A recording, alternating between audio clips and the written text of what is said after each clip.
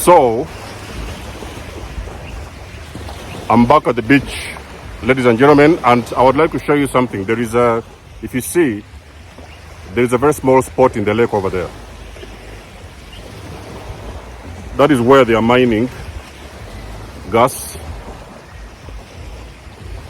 Is it methane gas or something like that? So they are mining gas to power up the population around this area. We are still in Gisenyi, Rwanda. This is Lake Kivu. So I'm standing on the shores of Lake Kivu, like I've told you guys yesterday. And on the other side of the beach, if you see over there, that is Congo, okay? I've just learned that that is Congo. You can get there by boat. There are some boats you can take from here on this lake, and they will bring you over there. That is where Congo is. Or sometimes you can go by road, all right? So anyhow, I'm going to talk about today. Let us get more comfortable away from the waves. We're going to talk about relationships, okay? All right, guys, so let's talk about the empath and narcissistic relationships. You have been in a toxic relationship, of course, and you have realized that, okay, you've survived and you've gotten away, you've gotten out, and now you're realizing that you need better. You want to do better, all right? So do not worry about the people walking behind. It's most likely unusual for people to record videos around this area, so you may see people popping up in my videos behind, so you do not care anything about that. Now listen, guys. Usually, at the end of every narcissistic relationship, you're going to realize that you have made a couple of mistakes earlier on in your journey. That's because that you are not aware of who you really are. You are most likely not aware that you are an empath, okay? And now you're seeing that for you to be able to date and be happier, you are definitely going to have to date another empath. You are not going to get involved. It does not matter who you are. You are not going to allow yourself to get involved in a narcissistic relationship ever again in your life. I can grant you this empath from experience. Now you're thinking, what went wrong back in the days? How did you happen to end up into a narcissistic relationship? How did you miss dating an empath? That was in whichever way you want to look at it, it was not a coincidence. So what really happened is that the enemy also is looking for beautiful souls. But you see, the thing is, the difference is, the enemy is not looking for people to date, appropriately and with good intentions, date another person. The enemy is only looking for somebody to meet and to destroy. Now, empaths are individuals with a very beautiful light. That light is sought after by the enemy, but at the same time, that light is also sought after by other empaths, okay? Unfortunately, for the most of us who have actually gotten entangled in those kind of entanglements, we have given our light to the wrong people. You know what I mean, ladies and gentlemen? The enemy also needs, when I'm talking about the enemy, I'm talking about every form of toxic individual that you've ever met in your life. Because I've told you, these kind of individuals, we're talking about narcissists, psychopaths, and sociopaths. Those individuals, they are also looking for you, the empath, for relationships, for dating, marriages or whatever. You know what I mean? Even sometimes friendships. The enemy is as well looking for a similar kind of energy, but the enemy is only looking for that energy for them to be, for their own survival, to use that kind of energy for their own benefits. Whereas, on the other hand, the empath is actually looking for another empath to pour into each other, because those are people that when they meet, they're usually going to, so it's a give and take relationship whereby two people are usually going to pour into each other. So it's a very fulfilling relationship.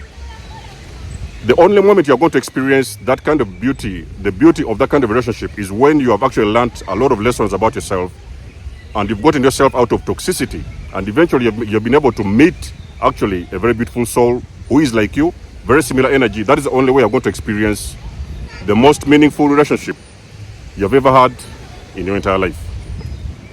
So when you're talking about this thing of narcissists and empaths, okay, so dating together, getting married together, being friends together. All these things are actually not by coincidence. These things are programmed by the enemy. It's only an enlightened individual who will actually get out of abuse and understand what exactly is going on. Maybe sometimes through some form of traumatic experiences, they have gotten somewhere on their journey and they have got a certain level of awareness. That is the only way they are going to be able to know exactly the meaning of a fruitful and beautiful relationships. And those are the guys who are actually usually going to be seeking out for other empaths.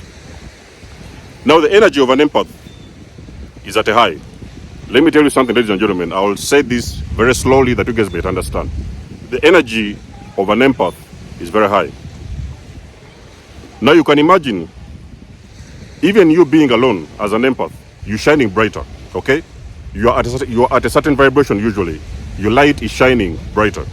Now, when you go again to date with another empath, we're talking about two beautiful lights shining together. Now, that kind of energy, the enemy doesn't have anything to do with that kind of energy. It's the reason as to why in the first place, if you've been asking yourself a question as to why you have usually been meeting this kind of toxic individuals, narcissists or whatever, psychopaths and all different forms of toxic individuals, you might have noticed those individuals, the enemy never wanted you to meet another person with a beautiful light.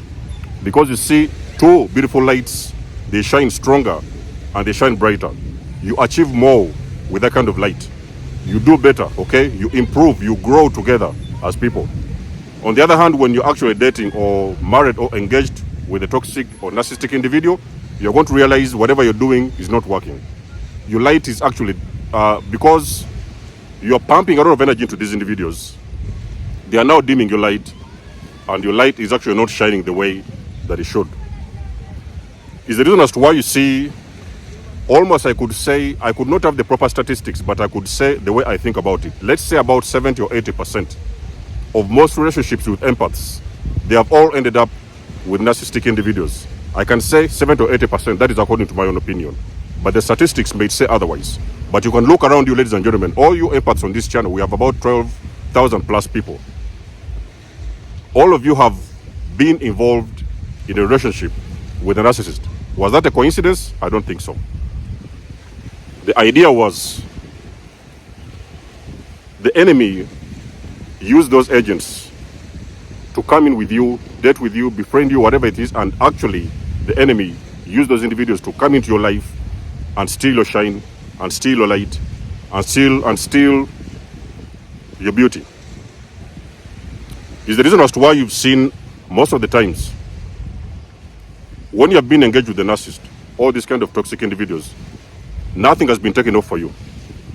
Have you seen a coincidence? Do you think that it's a coincidence when two empaths have met for dates or for relationships, and for some reason, whatever they touch, it happens to succeed, whether it is a venture they want to get into, it's a business, or it could be sometimes something leading to a marriage, it could be sometimes growing together as people. Anything they touch, as two beautiful empaths who actually mean well and wish the best for the other one, they are actually growing at a very terrific speed. Whereby we have the opposite happening when you're actually meeting with the narcissist and those kind of toxic individuals. So these kind of relationships between empaths and narcissists, I could say that they are premeditated by the enemy. The enemy never wanted you to meet your counterpart. So the enemy had to bring in those kind of people to manipulate their way into your life, to fool you, for you to believe they were the people for you. Only at some point to discover, later on, to realize they were not even meant to be in your life in the first place. Okay? So anybody that's gone through narcissistic abuse at some point, and they have gone through a certain degree of abuse in some kind of relationships, toxic relationships, they finally realize the difference between beautiful and bad people. They understand the value of their energy. They understand where they need to invest their energy. They understand where they need to put their energy. And they are only looking for the person that can actually pour into them as much as they're also pouring back into you. Because you see, those kind of relationships, it's a give and take relationship. Okay? You pour into them and they pour into you. But when you're talking about toxic relationships, you are only pouring into somebody, and those people, they are draining your energy out of you. It does not matter which way you want to look at it. Those kind of relationships, they will never work, ladies and gentlemen. You can stay with the narcissist. It doesn't matter 20 years, 15 years, 14 years, 25 years. It will never work. Ladies and gentlemen, if you have been lucky, like for some of us, I was 7 years in those kind of entanglements. I was blessed that at some point I was able to wake up and get out of those relationships. And now I realize that as a healed person, I'm also looking for another person. I've always been looking on the lookout for another person who is actually more in a more similar energy, whereby we're not going to be draining each other's energy on a daily basis, on a regular. Okay? So for the empaths out there, what am I trying to say? It's not your fault, okay? So the mistakes have happened. You've most likely learned from those mistakes, and you're most likely going to grow from those mistakes. But in any way, in the future, near future, you want to go into a relationship, a meaningful one, you're going to realize and you're going to understand what you really want in a person. You're going to realize that actually you're looking for light. You're not looking for darkness. You're not going to go around there and search for people with darkness, full of darkness and full of empty people full of darkness. You are going to go out there and look for people that are usually most likely like you. So when you have survived that kind of toxicity, you're blessed. And I can guarantee you that the best is yet to come. So let me know what you think about this video, guys, of course, in the comment section below. You guys do know that I do love and appreciate your support. You can book a session with me if you want to. You may donate or support my channel if you want to. And until then, I'll catch you guys in my next one. There's almost signing out. Much love and blessings. Peace.